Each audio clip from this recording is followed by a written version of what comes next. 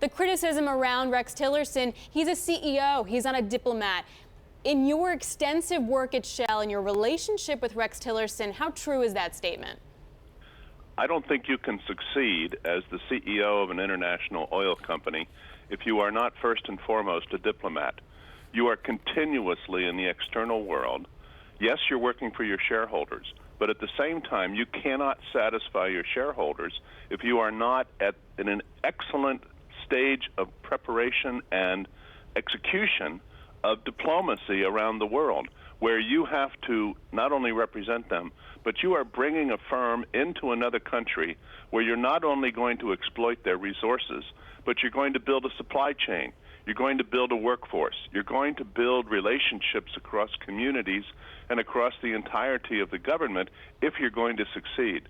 I think Rex Tillerson has far more diplomatic experience than many previous secretaries of state in this country for all practical purposes. Well, in your experience, though, how high level did the talks become when a big oil company goes into another country? I can't imagine that every well drilled, you're at the meeting table. So what's the hierarchy? At what point did you get your hands dirty? Well, I think it really is setting the stage for what the company is going to bring into the country and assessing the needs and also assessing the environment and figuring out if you can make money in the process of working through the various and sundry differences in that country. So by setting the stage, I mean, you are operating at the highest levels of the country to make sure you're welcome. But then you have a team of people who are working at other multiple levels of the industry to figure out if you can make a go of what you're attempting to do. But then there's the closure.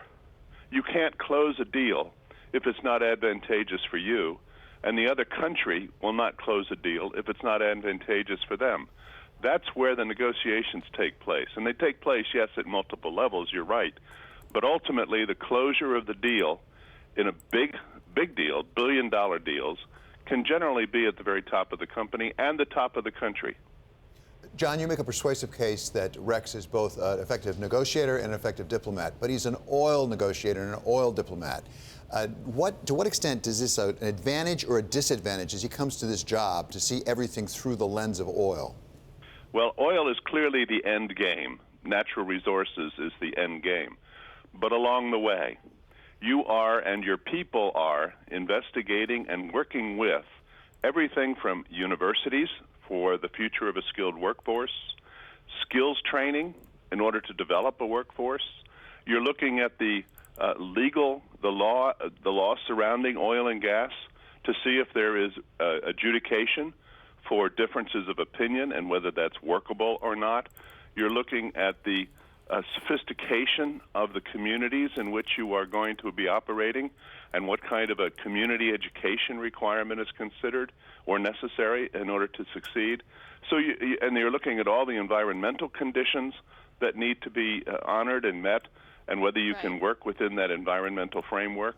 So there are all kinds of other issues that enter into it which really cover the entirety of working in another society. John, quickly, if you're an international oil company today, what do you look like in 4 years? Well, 4 years is actually a short period of time in terms of what actually happens on the ground, because oil and gas work on long-term cycles, which go decades in many cases.